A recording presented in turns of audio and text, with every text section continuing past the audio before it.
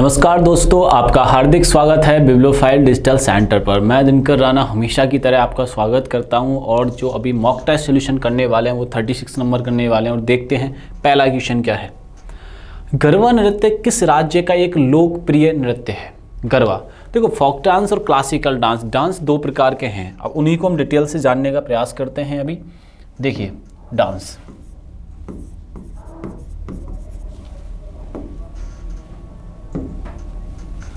Dance दो type से हैं। देखिए, एक तो है क्लासिकल डांस और एक है फोक डांस। क्लासिकल डांस और एक तरफ है फोक डांस। क्लासिकल डांस हम जो देखते हैं वो 8 के देखते हैं और 9 देखते हैं। मैं दोनों बार बता चुका हूँ 8 कब आंसर करना है और 9 कब करना है। अगेन मैं बता देता हूँ, 8 करना है हमें मिनिस्ट्री ऑफ संगीत नाटक अकादमी के अनुसार,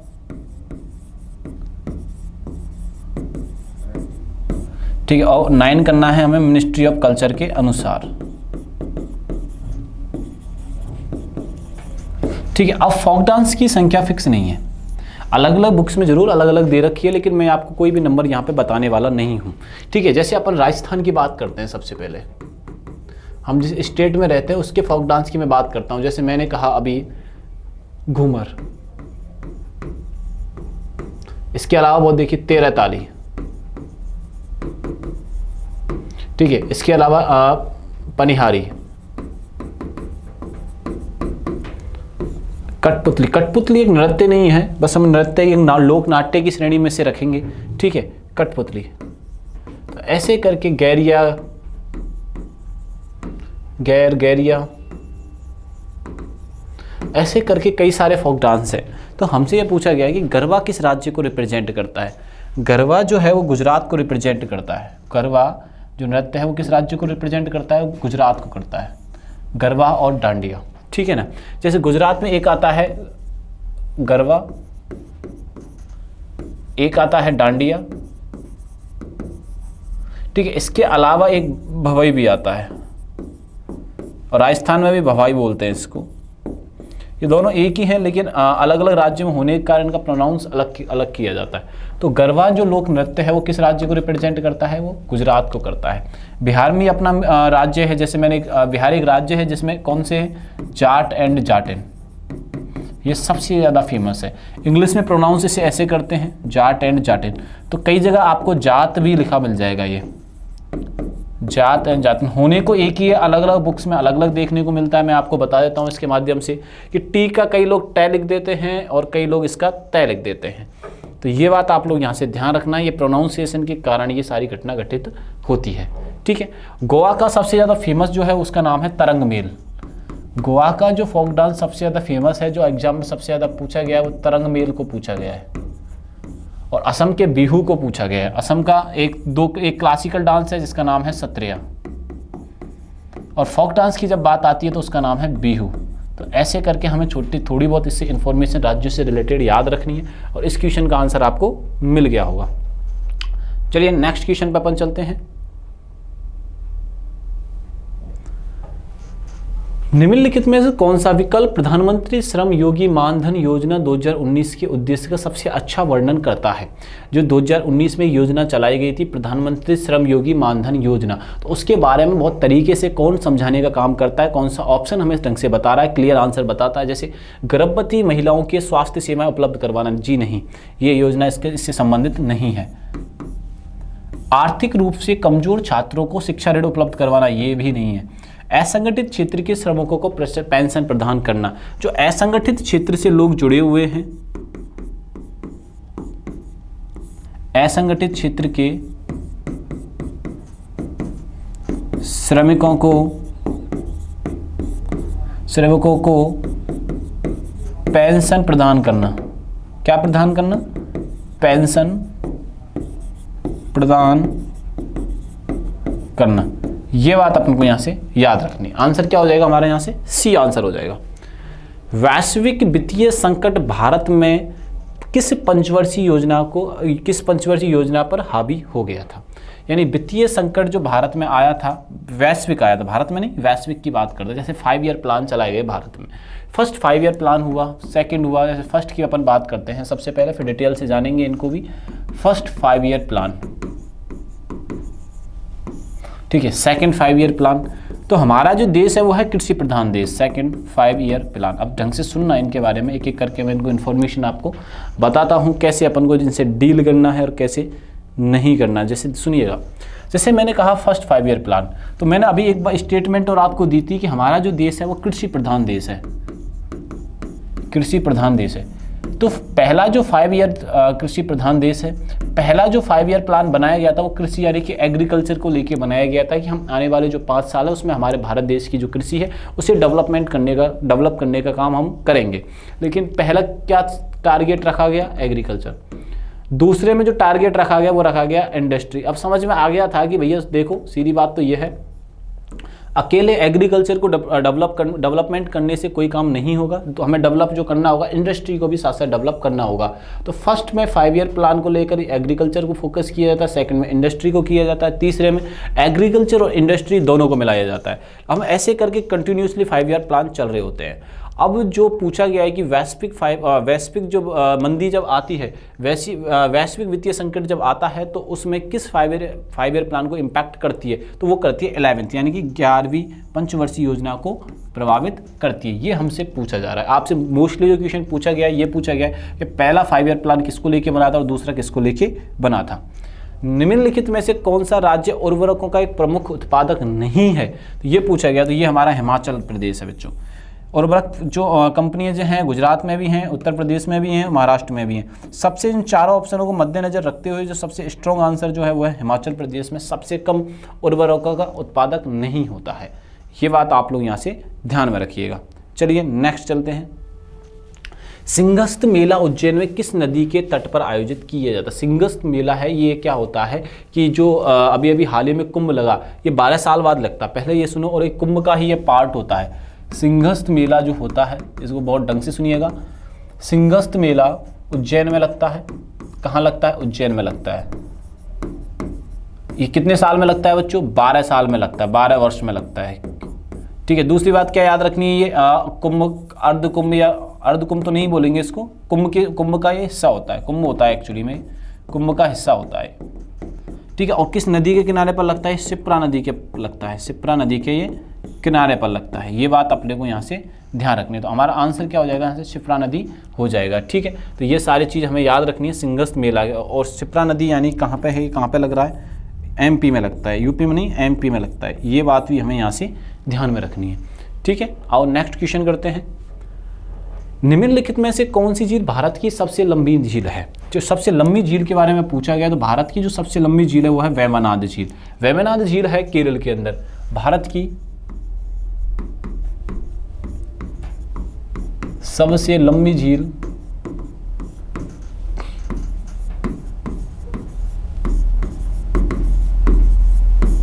वेम्बनाड झील है। ठीक है, ये टोटल लेंथ जो है 95 किलोमीटर है, 60 मील की समथिंग आती है। और कहाँ पे है ये? केरला में है। किस राज्य में है ये? केरल में है। ये बात भी अपने को यहाँ से ध्यान रखनी। आपसे पूछा जाएगा भारत की खारे पानी की झील कौन सी है? आपसे पूछा जाएगा फ्रेश पानी यानी कि मीठे पानी की झील कौन सी है? आपसे पूछा जाएगा कि लेगून झील कौन सी है? तो इन सभी का एक एक करके मैं आंसर आपको देता हूँ। देखिए एक एक करके सुनिए। खारे पानी की झील है सांभर में, राजस्थान में। जम्मू कश्मीर है वूलर झील, वूलर एंड डल। ठीक है, लेगून है चिल्का उड़ीसा में।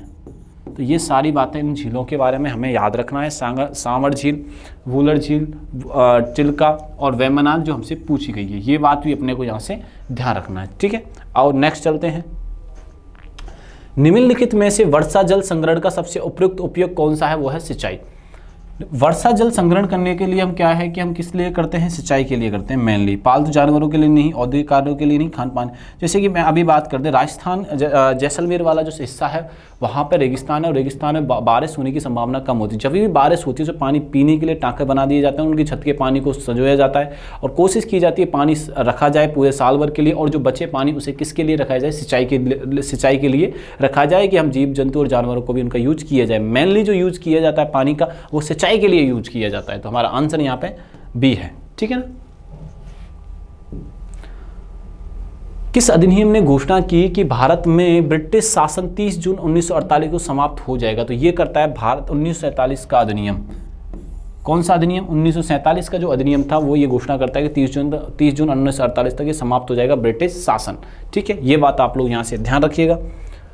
भारतीय इतिहास अनुसंधान परिषद एक स्वायत्त संगठन है, भारत सरकार के द्वारा इसे कब स्थापित बच्चों किया गया है? ये हमसे पूछा गया है कि भैया इसकी स्थापना कब की गई। तो ये सीधा सीधा आंसर है मतलब कि इसकी स्थापना हमसे कब की जाती है, 1991 में की जाती है या 82 में की जाती है या 72 में की जाती है, 1962 में की। इसकी जो स्थापना की जाती है भारत सरकार के द्वारा वो की जाती है 1972 में। ये बात भी अपने को यहाँ से ध्यान में रखनी है। आगरा किले के परिसर में निम्नलिखित में से मुगल शासकों में किसने मोती मस्जिद का निर्माण करवाया? तो देखो यहाँ से 3 से 4 क्वेश्चन बनेंगे, आगरा का किला, आगरा शहर और मोती मस्जिद। मोती मस्जिद का जो निर्माण करवाया वो शाहजहां ने करवाया, लेकिन कुछ चीज़ें हैं जो बहुत इंपॉर्टेंट हैं। वो कैसे? आगरा शहर, पहले तो आगरा सिटी की मैं बात कर दूँ आपसे यहाँ से, आगरा सिटी किसने बसवाया, पहला क्वेश्चन। एक है आगरा का फोर्ट किसने बनवाया, आगरा फोर्ट यानी कि आगरा का किला किसने बनवाया। अब हाँ, यहाँ पे जो क्वेश्चन पूछा गया वो मोती मस्जिद से पूछा गया। किससे पूछा गया? आगरा फोर्ट में जो मोती मस्जिद है, मोती मॉस्क्यू जो है उससे रिलेटेड। तो आगरा सिटी बसाई सिकंदर लोदी ने, ठीक है ना। आगरा फोर्ट जो बसाया वो अकबर ने बसाया, और मोती मस्जिद का निर्माण किसने करवाया? शाहजहां ने करवाया, शाहजहां। अब बात ध्यान रखना, शाहजहां ने आगरा में क्या निर्माण करवाया था? ताजमहल का निर्माण भी करवाया था। दिल्ली में मुबारक किला का निर्माण करवाया था, और मुबारक किला का बाद में नाम क्या रखा जाता है? मुबारक किला। मुबारक किला का नाम बदल के क्या रखा जाता है? लाल किला रखा जाता है। अब समझ में आया होगा कि आपको जब मैंने पहली बार जब नाम लिया होगा कि भैया ये मुबारक किला क्या है, तो लाल किला ही मुबारक किला था। तो ये बात अपने को यहाँ से याद रखनी है। निम्नलिखित में से किस ओडिसी नर्तक नर्तकी को 2000 में पद्म विभूषण से सम्मानित किया गया? तो वो है केलुचरण महापात्रा। केलुचरण महापात्रा ने, इनके बारे में बहुत इतिहास है। क्या इतिहास है वो सुनिएगा। ओडिसी बहुत बड़े डांसर हैं ये, ओडिसी नृत्य के। ओडिसी जो नृत्य है उसको बहुत चरम लेवल पर लेके गए केलुचरण महापात्रा। केलुचरण महापात्रा वह व्यक्ति रहे हैं जो अपने बीवी बच्चों को लेकर डांस करने जाया करते थे। तब उनको इतनी इंपॉर्टेंस नहीं मिलती थी, लेकिन बाद में जब उनको पद्म भूषण, पद्म विभूषण और पद्म भूषण और पद्मश्री से जब इनको सम्मानित भारतीय गवर्नमेंट के द्वारा किया गया, तो उसके पश्चात इन्हें बहुत ज़्यादा ख्याति मिलने लगी, समाज में भी इनको क्या इंपॉर्टेंस ही बढ़ने लगी। तो ये बात हमें ध्यान रखना सारी चीज़ें। तो वो कौन से व्यक्ति हैं? केलुचरण महापात्रा। आरबीआई ने किस वर्ष इक्विटास होल्डिंग्स को एक लघु वित्त बैंक शुरू करने की मंजूरी दी थी? तो आप फटाफट से बता दीजिए भैया कब दी थी। तो ये दी गई थी 2016 में। कब दी गई थी बच्चों? 2016 में इसको शुरुआत करने की मंजूरी दी थी। चलिए नेक्स्ट क्वेश्चन करते हैं। अनुच्छेदों का निम्नलिखित में कौन सा समुच्चय भारतीय संविधान में आपातकालीन प्रावधानों की विशेषता से संबंधित है? ये हमसे पूछा जा रहा है कि भैया ये बता दो किसमें ये संबंधित है। तो 352 से लेकर 360, और ठीक है भाग पूछा जाएगा तो 18। भाग की बात की जाए तो 18 है, और अनुच्छेद का पूछा जाए तो 352 से लेकर 360 के मध्य ये घटना मतलब ये कार्य होता है। ये बात आप लोग यहाँ से ध्यान रखना। आगे आइए। सार्वजनिक क्षेत्र के उपक्रमों से सरकार को प्राप्त लाभांश है। सार्वजनिक क्षेत्र के जो उपक्रम हैं उनसे सरकार को क्या लाभांश होते हैं? पूंजीगत व्यय होते हैं, पूंजीगत प्राप्तियां होती हैं, गैर कर राजस्व प्राप्तियां होती हैं या कर राजस्व प्राप्तियां होती हैं। देखो पूंजीगत व्यय, कैपिटल एक्सपेंसेज, ऐसे खर्चे करना जो आगे जाके हमको इनकम देंगे। ठीक, ऐसे एक्सपेंसेज करना जो आगे जाके क्या देंगे? इनकम देंगे। पूंजीगत आगे क्या है, कैपिटल रिसिप्ट, पूंजीगत की जो हमने इन्वेस्ट किया है उससे रिसिप्ट हो रहा है। गैर कर राजस्व पर नॉन टैक्स रेवेन्यू रिसिप्ट, जो सार्वजनिक क्षेत्रों से जो इनकम होती है उसे बोलते हैं गैर कर राजस्व प्राप्तियां। जैसे कोई सरकार हॉस्पिटल चला रही है, उससे जो इनकम हो रही है वो नॉन टैक्सेबल इनकम है। सरकार के लिए वो कैसी इनकम हो रही है, जैसे रोडवेज से हो रही है, रेलवे से हो रही है, या किसी भी वित्तीय किसी भी ऐसे सरकारी संस्थान से हो रही है, तो उसको किस में शामिल किया जाता है, नॉन टैक्स रिवेन्यू रिसिप्ट में शामिल किया जाता है। किसमें शामिल किया जाता है, नॉन टैक्स रिवेन्यू रिसिप्ट में उसे शामिल किया जाता है। ये बात आप लोग यहाँ से ध्यान में रखिएगा। चलिए नेक्स्ट क्वेश्चन देखते हैं। जब ब्याज की दर अपने अधिकतम स्तर पर होती है तो निम्नलिखित में से कौन सा कथन अनुसरण करेगा। बंद पत्र की मांग अपने न्यूनतम स्तर पर होगी, मुद्रा की अपरिहार्य मांग शून्य होगी, मुद्रा की अपरिहार्य मांग को अपने अधिकतम स्तर पर होगी, या मुद्रा की अपरिहार्य मांग मुद्रा की पूर्ति के बराबर होगी। तो ये होगा मुद्रा की अपरिहार्य मांग, यानी कि the speculative demands of for money will be zero. तो ये बात आप लोग यहाँ से ध्यान रखना। तो आंसर क्या हो जाएगा इसका, बी आंसर यहाँ से होने वाला है। ठीक है, ये बात ध्यान रखिएगा। चलो आगे नेक्स्ट क्वेश्चन करते हैं। निम्नलिखित में से कौन सा कट्टालिका परिवार सोलानिसी में एक 12 जड़ी बूटी पौधा है जिसका उपयोग वैकल्पिक चिकित्सा में गठिया के दर्द, सर्दी, जुकाम या परागत ज्वर के इलाज में प्राथमिक चिकित्सा के रूप में किया जाता है। तो उसका नाम क्या है, एंट्रोपा बेलोडोना है। एंट्रोपा बेलोडोना है। ये बात आप लोग यहाँ से ध्यान रखना, बहुत ही रेयर ये मिलता है। अर्जुन पुरस्कार से संबंधित डॉक्टर अजमेर सिंह का संबंध किससे है। तो डॉक्टर अजमेर सिंह का जो संबंध है वो एथलेटिक्स से है। किससे संबंध है बच्चों, एथलेटिक्स से है। ठीक है, अर्जुन पुरस्कार जो शुरुआत होती है वो 1961 में होती है, ये बात ध्यान रखना। और 1961 में जब हुई थी तो उनको पहले जो 20 लोगों को सम्मानित किया गया था। निम्नलिखित में से मैं किस नियम के अनुसार प्रेरित विद्युत वाहक बल का परिमाण चुंबकीय फ्लक्स में समय के साथ होने वाले परिवर्तन की दर के बराबर होता है। तो हमसे ये पूछा जा रहा है भैया किस क्या होता है, कौन सा रूल है, किरचॉफ का है, फेराडे का है, कूलाम का है या लाप्लास का है। तो ये जो नियम है ये फेराडे का नियम है। ये किसका नियम है बच्चों, फेराडे का ये नियम है। ये से नियम दे दिया गया, पूछा गया किस व्यक्ति ने दिया था। चलिए नेक्स्ट देखते हैं, नेक्स्ट क्वेश्चन आते हैं। रूसी रासायनिक त्रिमेत्री एवनविच मेडलिफ के अनुसार या समय के ज्ञातव्य तत्व की संख्या कितनी थी। तो भैया तब थे 63। और आपको बताना है कि अभी करंट में कितने हैं, करंट में कितने हैं। ठीक है, आ जाइए नेक्स्ट क्वेश्चन अपन करते हैं, देखते हैं अगले का क्वेश्चन का क्या आंसर है। ठीक है जी, आओ। विश्व कविता दिवस हर साल 21 मार्च को मनाया जाता है। विश्व कविता दिवस किस संगठन द्वारा स्थापित किया गया था। तो यूनेस्को द्वारा ये स्थापित किया गया था। किसके द्वारा स्थापित किया गया था, तो यूनेस्को द्वारा ये स्थापित किया गया था। चलिए नेक्स्ट क्वेश्चन करते हैं। भारतीय पहलवान सुनील कुमार ने जॉर्डन के अमान में एशियाई कुश्ती चैंपियनशिप में किस भार वर्ग में कांस्य पदक जीता है। ये पूछा गया किस भार में जीता है। तो 87 में जीता बच्चों। किस में जीता है, ये 87 में जीता है। ये बात आप लोग यहाँ से ध्यान में रखिएगा। चलिए नेक्स्ट क्वेश्चन करते हैं। 87 में ये जीता है। ठीक है, आओ। इस्लामोफोबिया का मुकाबला करने के लिए अंतर्राष्ट्रीय दिवस कब मनाया जाता है। इस्लामोफोबिया का हमें मुकाबला करने के लिए दिवस कब मनाया जाता है। तो 15 मार्च को मनाया जाता है। कब मनाया जाता है भैया, 15 मार्च को ये मनाया जाता है। ये बात भी अपने को यहाँ से ध्यान रखनी है। दिल्ली पुलिस द्वारा छेड़खानी के खिलाफ शुरू किए गए समर्पित दस्ते का नाम क्या रखा गया। तो समर्पित दस्ते का जो नाम रखा गया वो रखा गया शिष्टाचार। क्या रखा गया बच्चों, यहाँ से शिष्टाचार इसका नाम रखा गया है। चलिए नेक्स्ट क्वेश्चन करते हैं। 2025 ऑस्ट्रेलिया ग्रैंड प्रिक्स किसने जीता है। तो ये जीता है लैंडो नॉरिस ने। ये बात आप लोग यहाँ से ध्यान रखना। ऐसे करके हमने 25 क्वेश्चन का सलूशन किया। वीडियो अच्छा लगे तो शेयर करना और चैनल को सब्सक्राइब करना मत भूलिएगा। तब तक के लिए थैंक यू, धन्यवाद और अपना आप ध्यान रखिए।